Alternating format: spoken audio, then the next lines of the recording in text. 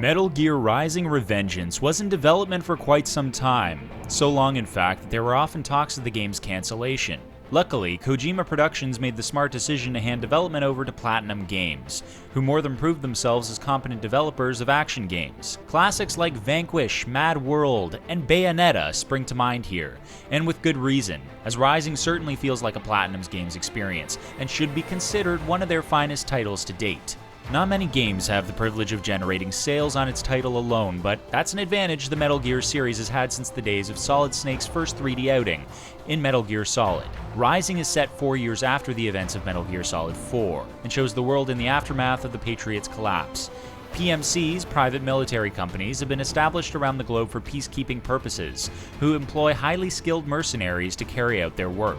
You play as Raiden, a pretty boy turned cyborg badass who is employed by a PMC named Maverick. As Raiden, it's your job to stop a rogue PMC from initiating a global conflict, while also preventing their use of orphan cyborg brains to create super soldiers out of children. If that all sounds completely ridiculous to you, that's because it is. Rising raises some interesting points with the prospect of military privatization and the notion of war as a commodity, and seals them in the context of an enjoyable science fiction action game. Many of the scenes, however, are cheesy to the point of being cringeworthy. Characters are incredibly flamboyant and are hard to take seriously. Raiden himself isn't much better, putting on a gravelly voice that would make Christian Bale's Batman blush. Relax, Kev. I'll blend right in. Yeah. Well, just get into the sewer system ASAP. But if you go into Rising expecting the wacky story and the goofy set of characters, you will get some enjoyment out of it.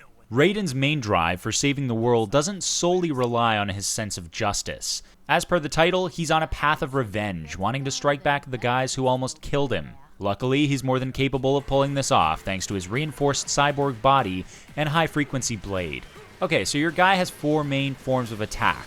The first 2 are his light and strong attack. You can string those together to create combos. These are what you'll be using most of the time, and the system is a little similar to how you'd attack in the Dynasty Warrior series. You can spam light attack moves to quickly weaken enemies and then finish them off with a strong attack, for example. But Raiden can also sneak up on enemies for a stealth kill while remaining undetected, which is useful in areas that prefer you remain hidden. Lastly, most awesomely, is Blade Mode. This allows you to slow down time, allowing Raiden to make cocktail sausages out of his enemies by slicing them into tiny pieces. He can also parry enemy attacks to avoid taking damage, which is performed by pressing the light attack button and holding the analog stick in the direction the attack's coming from at the same time. Using Blade Mode is absolutely vital to surviving. Enemies within range will have a red square displayed on them indicating their vital cyborg components. If Raiden cuts in these points, he's able to absorb their electrolytes, which fully replenishes his health and Blade Mode energy. Dude, next time, how about a bottle of Gatorade? It's a deeply satisfying system that rewards players that like to get up close and personal with their enemies. It doesn't make the game overly easy either, as your health can take a dive in seconds if you don't defend well enough. Also, the mode is far from overpowered. Larger foes like armored opponents and Gecko mech units must be weakened through standard attacks before you can sever their limbs or deprive them of their vitals. All in all, Blade Mode is a joy to use, immensely satisfying and incredibly visceral. It's a mechanic that never gets old or overstays its welcome. Rising is a tough game, thanks largely to its wide variety of enemies that grow increasingly unpredictable as the campaign advances. Stages are broken up into segments that grade you on tasks like the time it took you to complete the segment, as well as how many vital components you absorbed. Grading is strict but fair and rewards skillful and efficient play. The game has a great level design, very reminiscent of Metal Gear games in the past. You'll infiltrate secret military bases, science labs, and maneuver through cityscapes both technologically advanced and ruined by extensive warfare. These areas serve as great arenas for Raiden to slice and dice his enemies in, and harbor many secrets revealed through exploration. Stages are not corridors and often open you up to allow the player to explore. The Solition radar returns to highlight enemy locations and provide a layout of the area, which is useful during the game's stealth actions. Speaking of which, these stealth systems are infrequent. With no fully developed stealth system in place, you're forced to simply avoid enemy eye contact, take them out with stealth kills, or initiate a fight with all guards in the area, which is incredibly hard. These parts of the game don't drag on and are restricted to only 1 or 2 segments of an entire stage, so they don't harm the action experience extensively.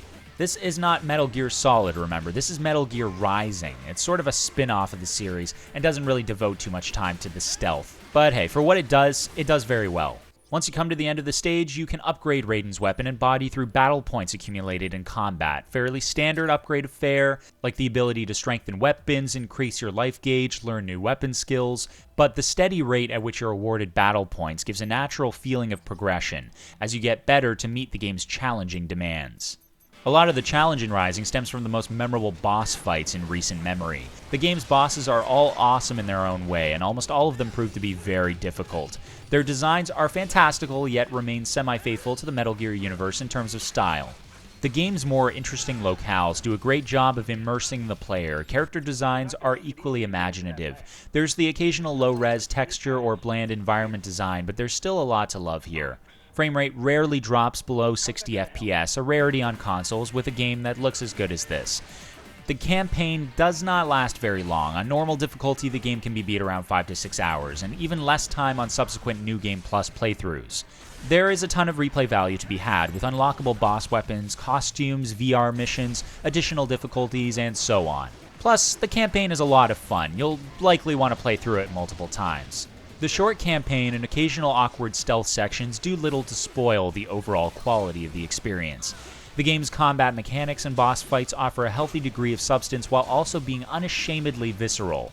This, in conjunction with extensive replay value and a level of challenge that takes the player seriously, equate to a game that absolutely must not be missed by action fans or Metal Gear fans looking for a few more cutscenes.